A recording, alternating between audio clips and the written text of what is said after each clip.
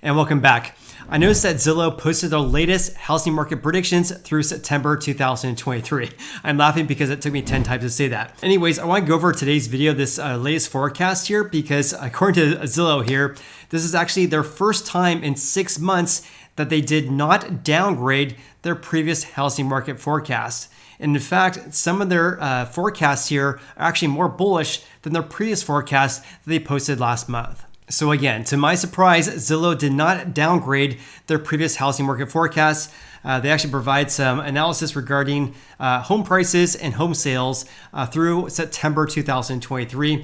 So let's go ahead and dive right in here. So here's their press release. They just announced this on the 19th of October here. So here's their forecast for home values through September 2023. It says here, Zillow expects home value growth to continue to slow in the coming months. The National Zillow Home Value Index, in other words, they have an index based on home values across the United States here. So in other words, home prices, which have increased by 12.9% in the last 12 months, ending in September of this year, is expected to grow by 1.3% in the next 12 months. So their latest housing market forecast is calling for home values or home prices to increase by 1.3% through September 2023. I'd love to hear from you guys. What do you guys think about this? I have some thoughts regarding this because according to Fannie Mae, their latest housing market forecast that they posted about a week ago, I made a separate video regarding that, of course. They're reporting that home values are going to decrease by 1.5% in 2023. Again, Fannie Mae is predicting that home values are going to decrease by 1.5% next month. Also, have a look at this. According to the California Association of Realtors, again, I made a separate video regarding this as well. For 2023, their housing market predictions is calling for an 8.8% decrease in home prices across the state here. Again, that's for California only, but Fannie Mae is the nation as a whole. Prices declined by 1.5% in 2023, which to me kind of makes sense that we're going to see a decrease in home prices next year, given the fact that rates have increased so much over the past really 3 months, let alone 12 months, right? So right now, according to the Mortgage News Daily, which is Friday the 21st, average rates for people with exceptional credit is 7.32%. So rates have increased about 4.09 percentage points over the past 12 months alone. In other words, 409 basis points. Because 1 year ago, rates were at 3.23%. And as I mentioned in my previous video here, the true effect regarding these rising rates is that because rates have increased about 400 basis points or 4 percentage points over the past 12 months, this is causing a 40% decrease in buyers' purchasing power. And because of this large increase in rates, the average home buyer looking to buy a median price home in the US right now is going to have to pay around $900 more per month for their housing payment versus 1 year ago. That's an increase of about 73% compared to 1 year ago. So in other words, it's not sustainable to see gains of about 70% for the average monthly housing payment here to increase by 70%. It's definitely not sustainable because wage gains have not increased at the same levels, of course. In any case, what I'm getting at is that Zillow is calling for home values to actually increase by 1.3% in the next 12 months, which in my personal opinion seems a little bullish. Of course, as you guys all know though, I'm not a real estate market fortune teller. My crystal ball broke a long time ago, but what do you guys think? Zillow also provided a forecast for home sales for 2022. So their forecast now is calling for 5.2 million existing home sales in the US. And by the way, last year in 2021, according to the National Association of Realtors, it was 6.1 million. So they're calling for 5.2 million this year. And to me, this is kind of laughable because have a look at this. It says this is up slightly from last month's expectations for 5.1 million home sales. So in other words, their previous forecast, which was posted 1 month ago, was calling for 5.1 million existing home sales in 2022. And now, for whatever reason, they're calling for 5.2 million this year. Therefore, they increased their forecast by 100,000 additional home sales in 2022. And they say here this is based on a better than expected reading on home sales in August. But as I noted right here, and you guys of course should be aware of this as well, is that for August home sales, that's based on mortgage rates from the end of June through July. So we're talking about home sales. Of course, that's when a house closes escrow, but the home buyer locked in their mortgage rate approximately 1 to 2 months prior to that. So we're talking about home sales for August. That's when home buyers locked in rates from the end of June through July. And during that time frame, rates were averaging around 5 to 6%. But as of today, again, rates are about 7.3%. What I'm getting at here is that rates have increased over 2 percentage points since August 1st of this year. And this should cause a huge pullback in demand in the months ahead, and also a huge decrease in home sales for the remainder of the year. And let's have a little bit closer look at this to see what is needed in order to get to 5.2 million home sales in the US right now. So here's what I did. I looked at the total number of home sales that we've had so far this year. So when I looked at this is according to the National Association of Realtors, by the way. For January through September of this year, we have approximately 4 million existing home sales that have closed escrow so far. Again, according to the National Association of Realtors. But again, Zillow's forecast for 2022 is calling for 5.2 million home sales for the entire year. So therefore, we need just under 1.2 million home sales for October through December. So for 3 months, we need home sales to be 1.197 million. In other words, we need to average approximately 399,000 existing home sales for the remainder of the year, October through December. In my personal opinion, this is a little bit bullish. I believe that home sales are going to be closer to 5 million home sales. So here's what I did. When looking at home sales from August to September of this year, home sales actually decreased by 10%. If home sales decreased by 10% again in October, then again in November, and then again in December, we'll reach approximately 5 million existing home sales in 2022. And by the way, if we do get to 5 million home sales for 2022, that'll be approximately 1.1 million fewer home sales compared to 2021. And that would be a whopping 18% decrease. Let's get back to Zillow's real estate market predictions though. It says the outlook from here is much cloudier though.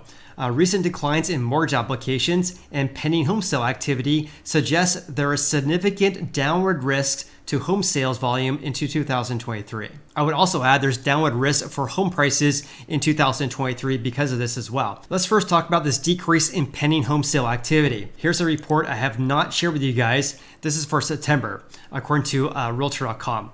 So according to them, pending home sales are down by 23.7% compared to the same time period in 2021.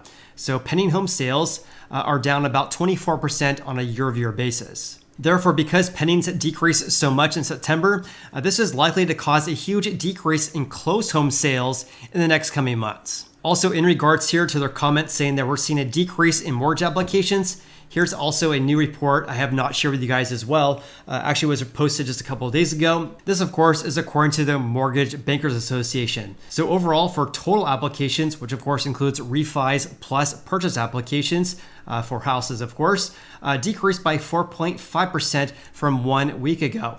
This is for the week ending October 14th, by the way. So as you guys all know, they break this down by the refi index plus their purchase index, which makes up total mortgage applications here. So the refi index decreased by 7% from last week and was down a whopping 86% from the same time period 1 year ago. Their unadjusted purchase index, which of course is an index based on the number of people submitting loan applications for home purchases, decreased by 3% compared to last week, and again was down by a whopping 38% from the same week 1 year ago. And also by my analysis here, this decrease in their purchase index is currently at the lowest levels since January of 2015. This more or less means that demand for mortgages in order to buy houses right now is very close to an 8-year low. Again, the lowest levels since January of 2015. And of course, I support my claims with data. Here's a chart showing their purchase index on the Mortgage News Daily's website. So their index right now is 164.2. Again, the lowest levels we've seen since January of 2015, which is right there. Because back on January 5th of 2015, their index was 159.2. And according to Joel Kahn, who's one of the MBA's associate vice presidents, he stated the following here. Total applications or total mortgage applications are now into their 4th month of declines, dropping to the lowest levels since 1997. So what he's talking about here is that regarding applications regarding refis plus purchases. So total mortgage applications are now at the lowest levels since 1997. And this, of course, coincides with average mortgage rates being at the highest levels since approximately 2002. And he says here the speed and level to which rates have climbed this year have greatly reduced refinance activity, which of course makes sense. Refis have decreased by 86% compared to 1 year ago, given the fact that rates are approximately 4 percentage points less than they are right now. And of course, because of these rise in rates, we have a housing affordability issue in the US right now. And he says here residential housing activity ranging from housing starts to home sales have been on downward trends coinciding with a rise in rates. He's absolutely spot on because due to this rapid rise in rates, it's causing home builders to shift away from building single family houses. As I reported to you guys a couple of days ago, according to the U.S. Census Bureau, housing starts for single-family houses as of September have decreased by 18.5% from 1 year ago. And in stark contrast, housing starts for multifamily properties have increased by 16.5%.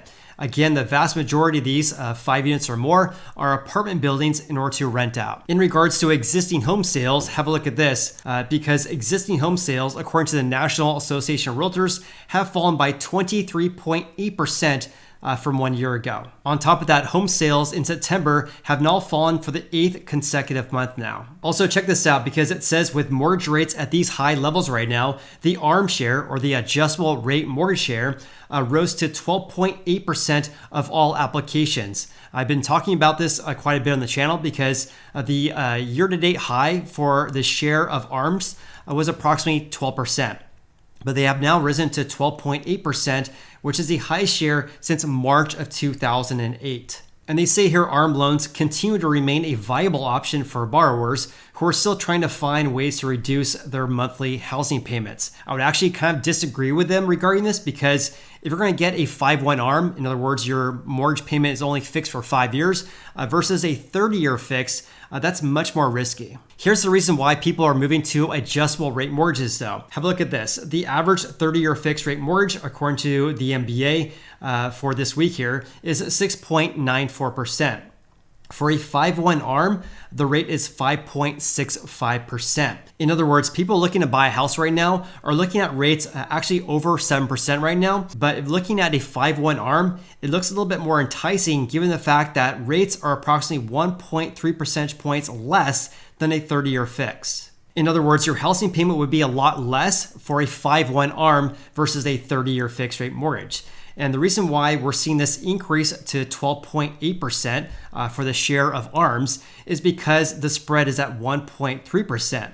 But in January of this year, the spread was only 0.5%. Let's get back to Zillow's housing market forecast though, because they are spot on regarding this risk ahead regarding this decrease in mortgage applications, pending home sales, and of course, home sales as well. And that's causing affordability issues in the US right now. And speaking of housing affordability or lack thereof, according to Zillow here, affordability obstacles are as high as they have been in recent memory, capping demand and placing downward pressures on home prices.